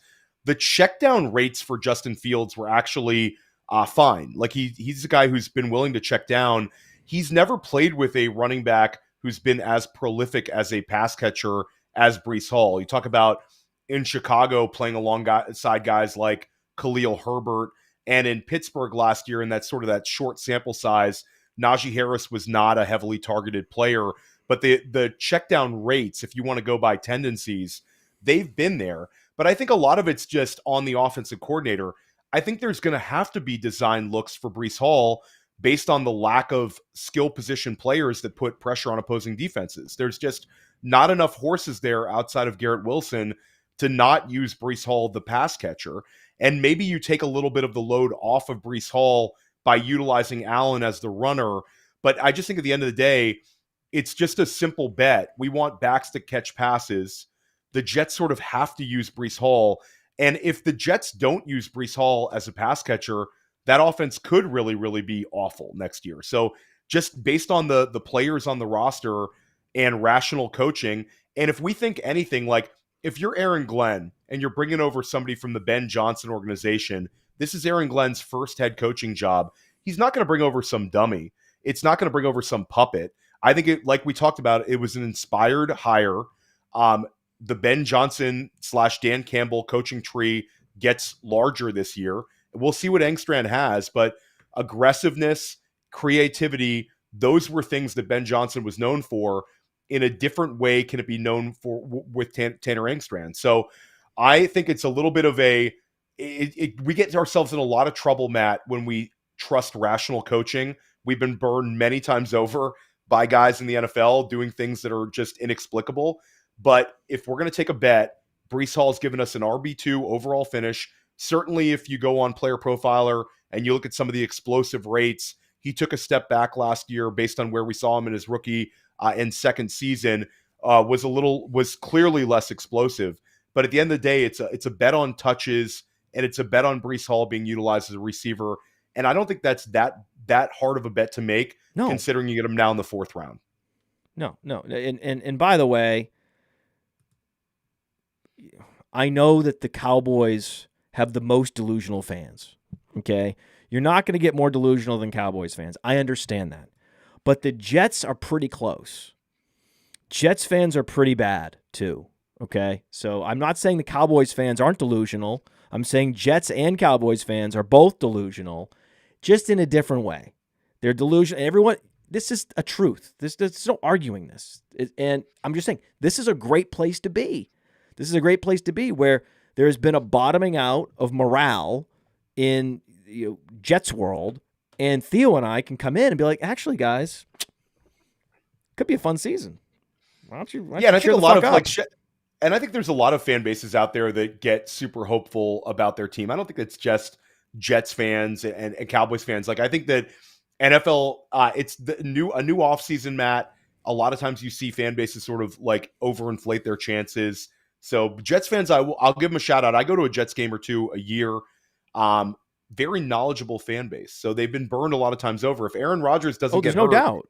if Aaron Rodgers doesn't get hurt in that first game of the year, does that season go differently? It's sort of like the range of outcomes here. So they've been a little bit really burned the last few years. So hopefully this year they kind of beat expectations. They will. Aaron Glenn's been a guy to kind of root for too. Like he kind of tells it like it is. I loved his response where they asked him what he wants to do with Garrett Wilson. And he's like, get him the ball over and over and over and over again. We have to get Garrett Wilson the ball. Like, this is a guy who was a very successful player and is saying the right thing. So I don't know. We'll see. The Dan Campbell coaching tree could end up being a really, really fun one. We've got a big example of it. Both the coordinators are gone. Let's see how Ben Johnson does. Let's see how Aaron Glenn does. Dan Campbell clearly beat expectations with what the media thought he would do as the Detroit's head coach. Has been fantastic there. Can we get two more? So that'll be a fun one for us to track. Dan Campbell is shaping up to be NFC Mike Tomlin.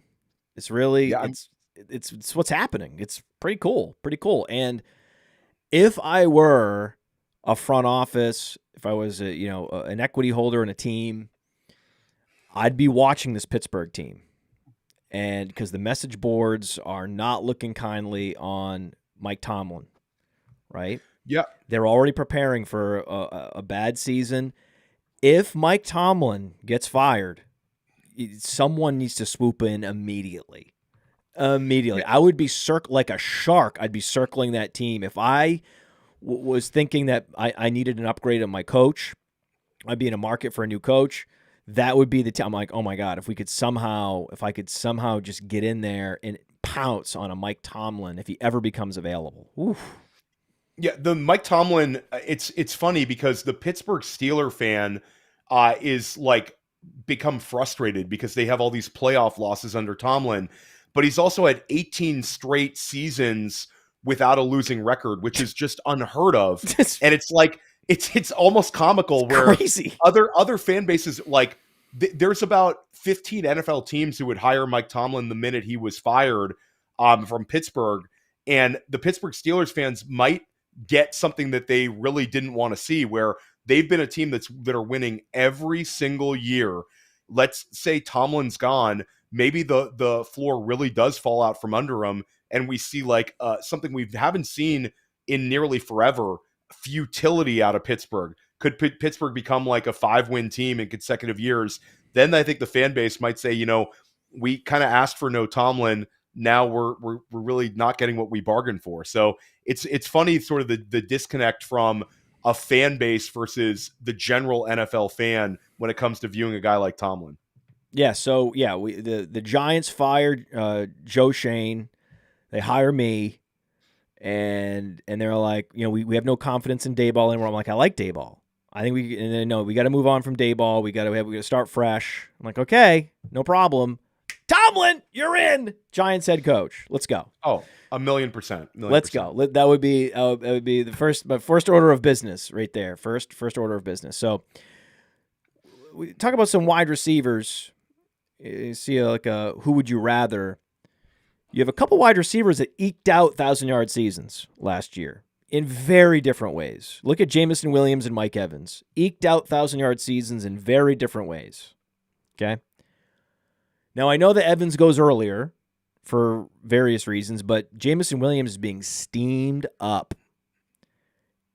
Would you rather draft Jamison Williams than Mike Evans? I don't know if this is necessarily a head-to-head one that you have to make, Matt. Like, I see that Evans usually goes a little bit ahead of him. Yeah. At cost, I'm Jamison Williams at cost. For sure. But can you see a situation where the steam is so hot around that he actually starts going before Evans?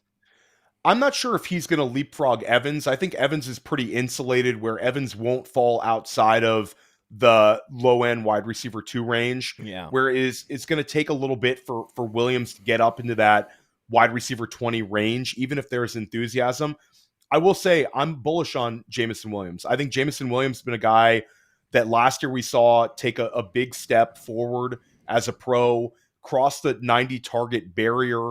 Now you've got John Morton, the new offensive coordinator, coming in, really singing his praises, saying that we're going to see a breakout season for Jamison Williams. And also, Matt, we saw all sorts of trade rumors right around the NFL draft where teams were potentially offering a really high pick for Jamison Williams, and they didn't pull the trigger on the trade. So I think Detroit knows what they have in Williams. It's been a player that they showed a great deal of patience with throughout the years. Last year were rewarded. And when it comes to Mike Evans, like, I mean, we love Mike Evans. This is been a guy that has helped us in fantasy time and time again. Has been a guy that the two of us have been collectively bullish on in multiple years, dynasty wise. But now, Matt, I have to pay a wide receiver 20 price tag on a guy who's 32 years old. And what did the team do last year? They draft Jalen McMillan last year. McMillan was really good down the stretch. I don't think he's going to completely disappear like some do. Then they re-sign Chris Godwin, and Chris Godwin gets brought back. Now they go and draft Emeka Egbuka at 19 overall. So when we talk about, and that's not even factoring in Bucky Irving taking a step forward in year 2 and then being just slightly more Bucky Irving centric. So at the end of the day, Tampa Bay is a top-notch offense. They scored 29 points a game last year. Baker Mayfield has been fantastic in terms of his touchdown efficiency over the last 2 years. I don't think Evans is going to completely ruin your draft if you take him, but he's really a purgatory pick at this sort of ADP. Yeah. I talk about Devontae Adams. Devontae Adams goes right next to him. I'd rather have Devontae Adams. And right behind him, Xavier Worthy, Ted McMillan, DJ Moore, Travis Hunter. Unknown upside guys. What's Ted McMillan's upside this year? It's high. Incredible amount of targets. Ted McMillan is in a I think he's range. A fast-forwarded Drake London. Yes. Imagine Drake London with a fast-forwarded career. Drake London is a great comparison for him in terms of what we could see usage-wise. We've seen Bryce Young over the last 2 years have a tendency to hyper-target his top option in the passing game. We've seen Dave Canales in his time with Tampa look at how they used another big wide receiver in Mike Evans. We've got that sample size. If Adam Thielen can thrive really, really well with Bryce Young, certainly his rookie year when he was struggling, I think Ted McMillan can do so. Ted was a guy who exploded out of the gate, was the leading freshman receiver in Arizona history, had that really strong season. I think there's a chance he could emulate that in the NFL. And when we look at Ted McMillan, it's a really easy profile to bet on because it's a wide receiver with size, great catch radius, but he's also a high-end target earner. He's not just some guy that's going to get parked on the outside. I think you can move him around in an offense and hyper-target him. A lot of first-read looks for him. Bryce Young was really good down the stretch too, Matt. Like, this has been an offense that's been evolving. Last year, Xavier Legette, Jalen Coker, and the improvements they made on the offensive line. Matt Kelly favorite, Chuba Hubbard. Matt was telling everybody to draft Chuba Hubbard last year. Give you props on that, Matt. Chuba Hubbard is in a fantastic spot. They have depth behind Chuba Hubbard. Remember when we didn't get him at the FF Expo at the King's Classic? Depressed. I was apoplectic. Yeah, you were so depressed about that. I was so depressed when we didn't get Chuba. Yeah, Chuba was a tough one for you to, but these auctions, man. If one team needs a running back and they have enough money to spend, he'll go at a crazy price just depending on where exactly he gets nominated in the auction. God damn it. Yeah, well, anyway, we ran pure in those leagues anyway, but we still did great. We won, but I mean, it was fine. Yeah. Chuba Hubbard, but Chuba Hubbard's in a great spot. Carolina's offense is a great spot. And then they draft Ted McMillan inside of the top 10 overall. There's been a lot of news and reports that teams are really trying to trade up. There was some very cool video released by Carolina showing the war room, having discussions. The Rams are trying to move up. A few mystery teams are trying to move up. So I think there was a really big market for Ted McMillan. Instead, Carolina sits and takes him. It's just an unbelievable outcome. I remember where, podcasting with you, podcasting with Cody Carpentier, and then a bunch of guys over at Fantasy Points as well, sort of talking about dream landing spots for Ted McMillan, and it kept coming back to Carolina, and he ends up there. So this is not a situation you really want to overthink. Ted McMillan is a guy who could be a 150 target player in an offense that didn't have a wide receiver go north of 650 yards receiving last year.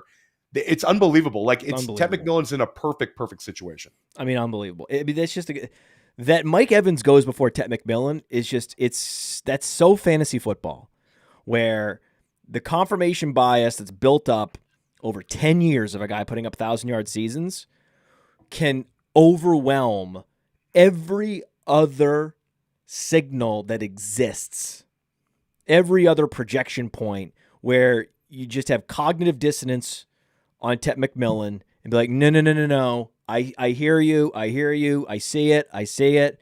No, I'm going Mike Evans because he always does it. And it's like, no, that's God.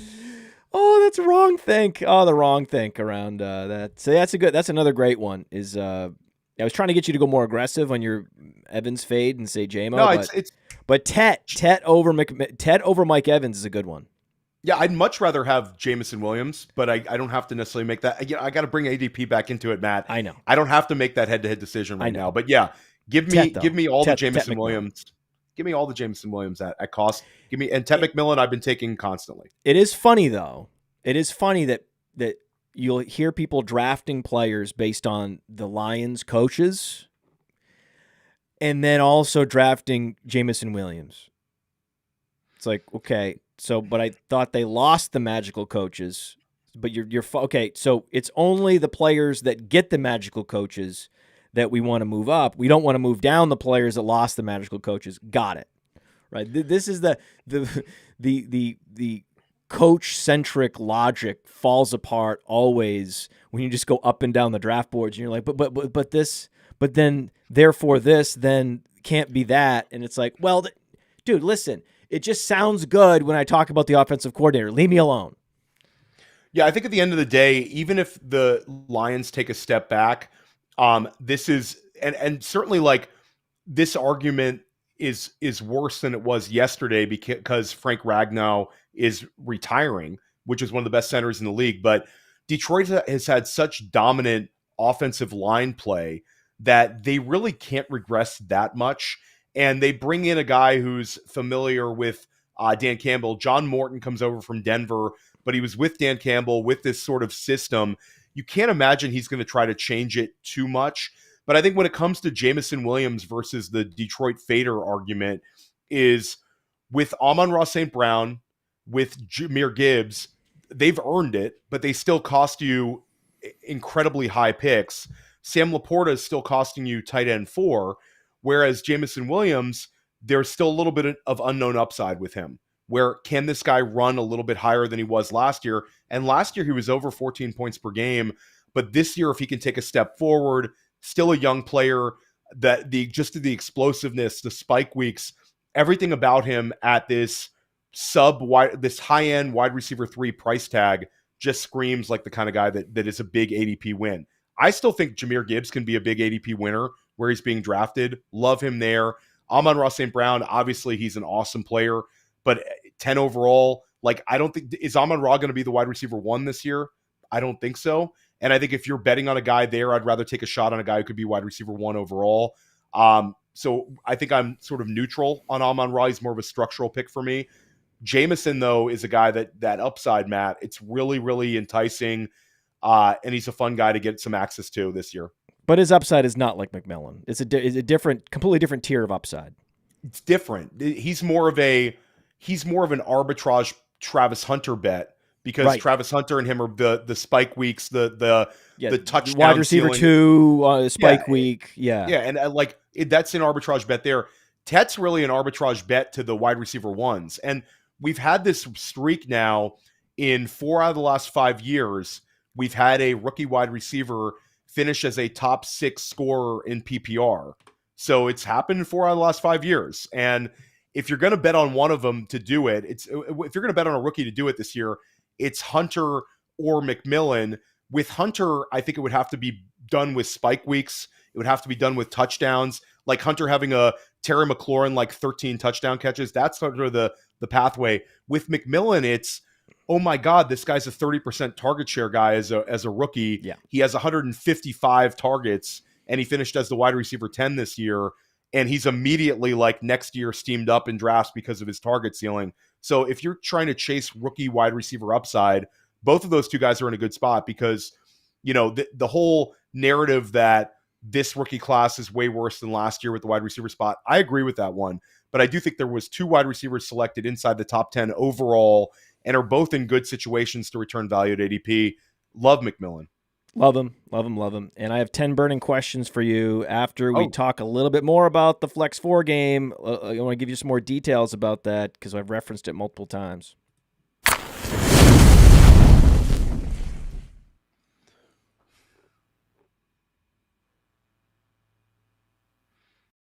Let's face it, most people that play fantasy, they don't play DFS, they don't play big best ball tournaments. Why? Because it's too complicated and they feel like they can't win. And that's why we developed the Fast Draft Flex 4 game. You just draft any 6 guys, the top 4 enter your lineup every week. So if you love Garrett Wilson, you think he's going to outscore Tyreek Hill, or you love Breece Hall, and you think he's going to outscore Devon Achane because you're a big Jets fan, if you're right, you will make money. You don't need to be running big data models. You don't need to be soaked in strategy and understand the schedule forwards and backwards. That's the beauty of Flex 4. Sure, those with great strategy win more money, but those that have strong takes on players can also go out and monetize those positions. And the beauty is it's just $5 a draft, just $5. You can draft 150 times and the winner gets 10 grand. So use your host promo code to get a $50 deposit match. So when you deposit, use that promo code and then you get $50 on me, because Flex 4 is a whole new way to play best ball. Code is Podfather. We're here with Theo. 10 burning questions. We're going to go rapid fire, baby. We'll go rapid fire. Okay. Judy and Njoku. Okay. Between those two, who would you rather have at ADP? that's a really good one. I guess Njoku. I love Jerry Jeudy though. I think both of those guys though are strong values. And there's such cheap bets to make right now. But Njoku's given us back-to-back seasons of a very high target share and immense spike weeks at the tight end position. And Matt, one of the easiest ways to chase tight end upside and ADP wins is, will this tight end be a number 1 or number 2 target on their team? And Njoku, I'd be surprised if he wasn't the number 2 target in Cleveland. There you go. It's also an argument for Freiermuth even later, by the way. Yeah, I just less upside than Njoku there, because the sure. number two target in an Arthur Smith led offense has just been nothing to move the needle for us in fantasy ever. And even if it's Jonnu Smith, no. Jonnu I'd be a little more into because of his love for Jonnu, but yeah, Jonnu would be capped out. Like, Jonnu, I think, would have a higher target ceiling in Pittsburgh than Muth would. End of the day, though, Njoku, every single year, Matt, Njoku at some point, I tell people to buy him in Dynasty. It looks smart every single year. Yes. And right now, he's tight end 12. He could be a top 5 tight end. And if you get Joe Flacco, if you get some Joe Flacco stats, the Joe Flacco, David Njoku connection was insane to end the season 2 years ago. That was the fantasy playoffs winner. Do you consider Kyle Pitts to be a number 2 option? No, I think it's Darnell Mooney. And Bijan Robinson. No. Bijan Robinson is also going to be like, yeah, Pitts is not. He's already injured. Bijan? Pitts is already injured. Oh, yeah, Pitts is already injured. Yeah, I was going to say, you're about to give me a heart attack with my Bijan exposure. No, Pitts is already injured. Yeah, Pitts is already injured. Pitts, there's trade rumors. It's nothing positive about the Pitts offseason right now in Atlanta. Absolutely nothing. The way that the coach speak and the organizational speech about him is almost like he's a rookie. They don't talk about him like he's some veteran. It's nothing positive there. Let's stick to David Njoku. Okay. Yeah. No candles lit for Kyle Pitts. No, none. I'm bullish on the 49ers. Who do you have the most of? Juwan Jennings. I think Juwan Jennings is the underrated best bet to make here. Ricky Pearsall, we like him. Hamstring concerns right now. Brandon Ayuk, we don't know when he's going to be back. Juwan Jennings last year, all of the metrics were Brock Purdy's preferred target. Juwan Jennings is still not steamed up in ADP. We're starting to see corrections here, but he's going to continue to be a good bet here. 27 years old, Juwan Jennings. Draft Juwan Jennings. For the love of Christ, draft Juwan Jennings in fantasy football. All formats, best ball, dynasty, seasonal leagues, high stakes. Juwan Jennings. It doesn't have to be complicated, Matt. Just draft Juwan Jennings. Easy. It's so easy. I blame Player Profiler for his depression of his ADP. There's no other explanation. Yeah, he runs a 4.7 just like Anquan Bolden and Keenan Allen. Get over it. 7th round pick who's defied expectations, and it took him a while to get there too. But I think this year he runs with it. Really runs with it. Oh, can't wait. I'm so proud of him. I want to meet him. Like, there's a handful of players I really want to meet. I want to meet him because I had a chance to meet him in 2020 at the Senior Bowl, but he was so underutilized that I didn't even bother approaching him. Can you believe it? You could have gotten the longest lead in to "This is the Mind of Mansion. This is the Sonic Truth podcast." You could have gotten a whole paragraph. I'm Matt. so pissed. I was busy waiting, begging for an opportunity to talk to Michael Pittman that never came. I was so busy chasing Justin Herbert down the tunnel. I was so busy, trying to like cozy up to Brandon Ayuk, who wasn't even playing, was just wearing a hoodie off to the side. I was just focused on all the wrong. I was trying to get Adam Troutman to do a little shout out. And meanwhile, Juwan Jennings was there the whole time. And I never even approached him because I thought he was the irrelevant receiver. He was almost Mr. Irrelevant. Like he was almost like the last pick in the draft, just like Brock Purdy. The fact that we have 2 7th-rounders throwing and catching, I think is just, it's so cool. I want to go to a 49ers game and I want to try to get somehow a situation where I can, rectify this situation. Meet Juwan Jennings, meet Brock Purdy, and tell both of them I'm so sorry for ever doubting them. And you get to pronounce Isaac Arendo in front of Isaac Arendo, which would be God. I got to go to a 49ers game, man. I'm so all in on this team. Oh, my God. All right. Who are your favorite value Superflex quarterbacks? I've liked Geno Smith because Geno Smith is so cheap. And it depends on your format. Like there's a few of these guys. Like the very low end QB2s, I think could deliver just as well as sort of the high end QB2s. The JJ McCarthy's, Michael Penix's, Bryce Young's, all three of those Bryce guys. Young, though, you're drafting Bryce Young for sure. Bryce Young for sure. And Bryce Young, I think that when we look at the improvements they made, how Bryce Young was down the stretch, the Dave Canales quarterback whisperer, which has been hitting time and time again. And Bryce Young has a little bit of rushing upside. Down the stretch, he gave us a 68-yard game. He had, correct me if I'm wrong, Matt, 5 rushing touchdowns down the stretch, 4 or 5 of them. So this is a guy that I think he's got the rushing upside. 6. Just 6. So 6 just rushing touchdowns last year. Just enough rushing upside that if he takes a step forward as a passer, like him in that wide receiver, the quarterback 23 range, there's a number of strong ones here, though. I think there's a big argument to be made that if you're in a super flex, you take your anchor QB and then you follow up with one of these low-end QB2s, high-end QB3s. Matthew Stafford's QB 24. I'm talking about Puka and Devontae Adams every single day.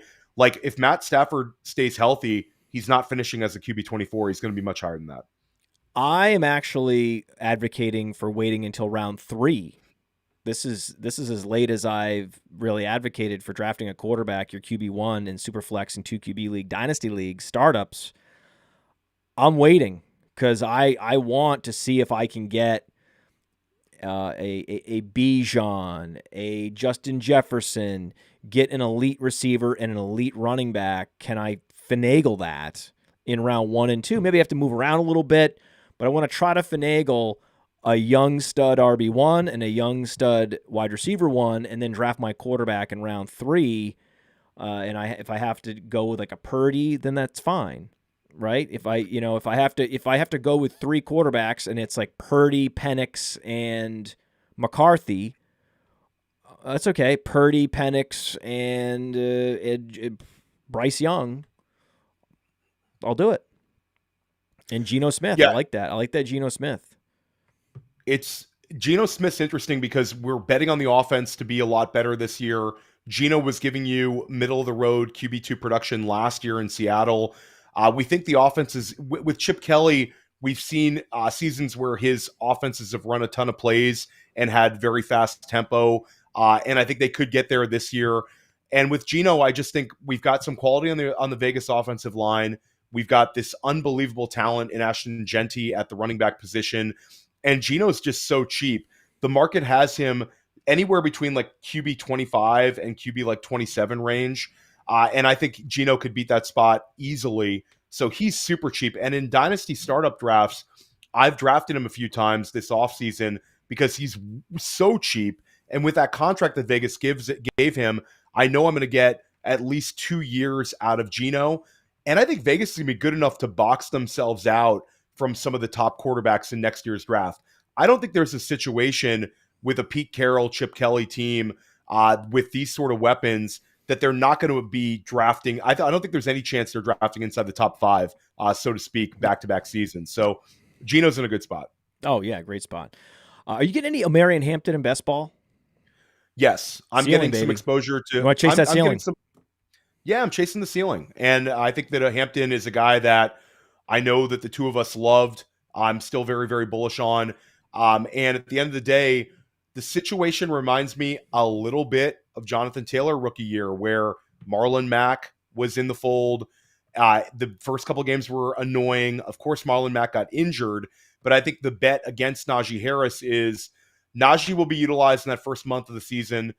As the season keeps moving, Hampton is going to be very, very much the 1A, and Najee is going to be sort of a RB2 with some weekly touches. I think that like they didn't expect to get Omarion Hampton in the NFL draft. It sort of fell into their laps. So they made the correct decision. They got the running back in free agency, but he's going to end up taking a backseat to Hampton. The first few weeks of the season could be annoying, but once Hampton takes off, this guy could really, really take off. I think he's very talented, and he's got the profile to really, really hit for us in fantasy. Now, I know we prefer Trevion Henderson in Dynasty over RJ Harvey, but do you prefer Henderson over Harvey in redraft as well in seasonal leagues? Well, it's interesting now because, you know, in a vacuum, I'm Harvey ahead of Henderson, but I think when you start factoring in ADP, we're seeing Henderson steam way, way up. He's going inside the 4th round in FFPC main events. What? People are really 4th round RJ Harvey. We're seeing it in the 350s. We're seeing it in the main events, whereas Trevion Henderson is falling a little bit. So yeah, if you're taking Harvey there, I mean, I like RJ Harvey going ahead of guys like James Cook, going ahead of guys like Kenneth Walker. Isn't like James Cook, that's his ceiling this year, isn't it? This will turn into a full James Cook argument show. No, I think James Cook is a good value inside the 4th round. I know. I know. James Cook is RJ Harvey's ceiling. Oh, I misunderstood you. I thought this was going to be a Matt Kelly. I'm not in or out on. I'm neutral on James Cook this year. But if we're being real about RJ Harvey, come on. Yeah, I mean RJ Harvey theoretically, like people want to chase that Alvin Kamara rookie year outcome, the Sean Payton rookie year outcome, and Harvey's been a guy that like I have receipts for this one. Even on this channel, I've got receipts for this one, where RJ Harvey was a guy that I was taking inside of the first round of rookie drafts before it became cool. Yeah. There was a couple old Dynasty Lifes on this YouTube channel. You can go find them. Cody Carpentier and I both got crushed for our RJ Harvey enthusiasm like months and months ago. But RJ Harvey's been a guy that I was really, really high on. I expected him to go on day 2. I didn't necessarily expect him to go to the nuts landing spot, but the nuts landing spot has pushed him up way, way up. Whereas you factor that in with a guy like Trevion Henderson, I think Henderson has really high potential target volume in that New England offense. So for me, I might be willing to take Henderson at the cheaper cost. Harvey's just starting to get to a range where you're drafting him at the ceiling. Yes. Henderson, people are scared to death of that offensive line. So I'm getting a little bit of a discount there. But Henderson's a fun one, Matt. He's a home run hitter next to a mobile quarterback. A lot of fun there, and you're getting him in a cheaper range. Yeah. Henderson, incredible value right now in seasonal leagues. High stakes, best ball, absolutely. What's the last Dynasty trade you did? I made a trade actually this week. A team that won it all last year in a single quarterback FFPC league. One player who I'm underweight on in Dynasty is Rashee Rice. I made a trade for Rashee Rice. I had multiple first-round picks Heading in multiple 2026 first rounders. Of course, we had our rookie draft. So I sent a first round pick that I expect to be very late next year, along with Jerry Jeudy, Tyrone Tracy, and Cam Scattaboo to get Rashee Rice, Jalen Warren. I also have Caleb Johnson.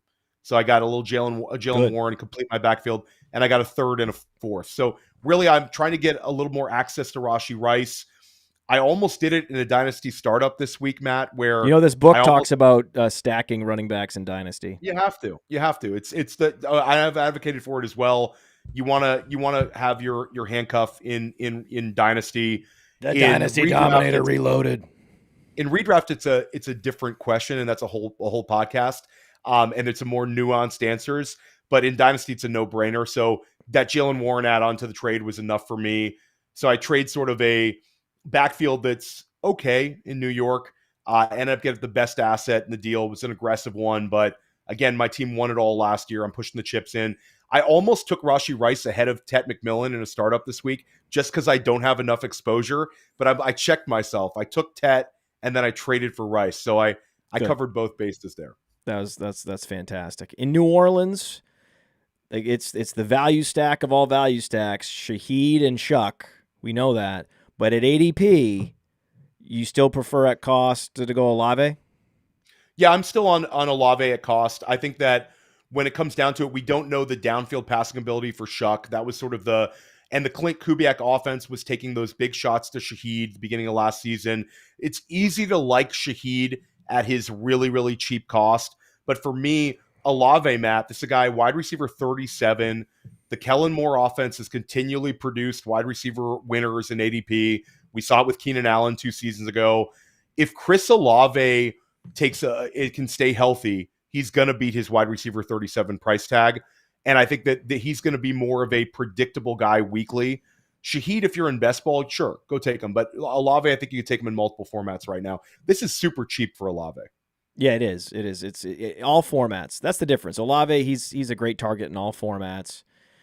Another value stack would be Bryce Young and Jalen Coker in best ball. That's a fun one. Do you have any others that you can think of? There's been multiple stacks. I think again when we get to Vegas, super late one, Jacoby Myers and Geno Smith. You take Jacoby, you take Geno, just because I think it's predictable. And if you want to go nuts with it, you can add Jack Besh in there. I think that's been one that I've done a few times over. Just looking through some of my exposures here, a really kind of a gross one. Anthony Richardson in best ball.